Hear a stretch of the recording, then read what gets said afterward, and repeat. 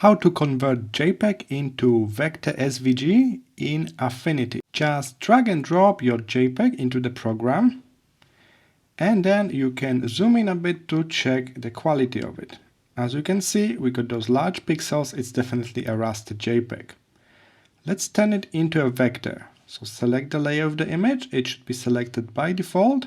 Head to Vector menu at the top and select Image Trace. Depending on your image, you may have to modify those sliders a little bit, so feel free to experiment. If you are happy with the result, click Apply, and here it is. Now, instead of pixels, everything is represented by certain shapes. Let's zoom in again. Look at that, everything is perfectly sharp. Of course, there's always room for improvement. It was made by computer automatically, so if you got some knowledge about vector graphics, feel free to actually grab a node tool, and then you can make some small improvements and changes yourself.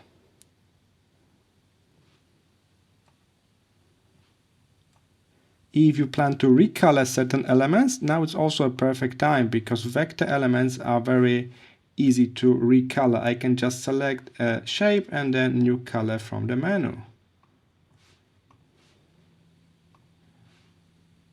Alright, and now the big question, how can we save all of that as a scalable SVG?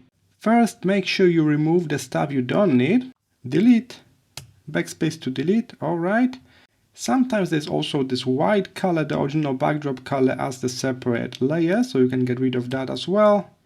And here it is. Alright, now with this left, we can use the quick export menu. Just don't click JPEG, open up the little arrow and search for SVG.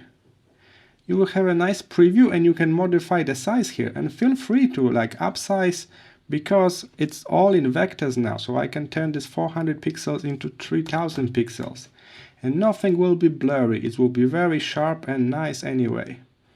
Alright, I click export. I'm going to open this up in a third-party program, not Affinity, to show you the result. Take a look. This is our vector. This is now in native SVG format. It open up and it's also a group of different layers. So we got 26 separate objects now, not just pixel-based layers. Alright, I hope this was helpful. See you in the next one.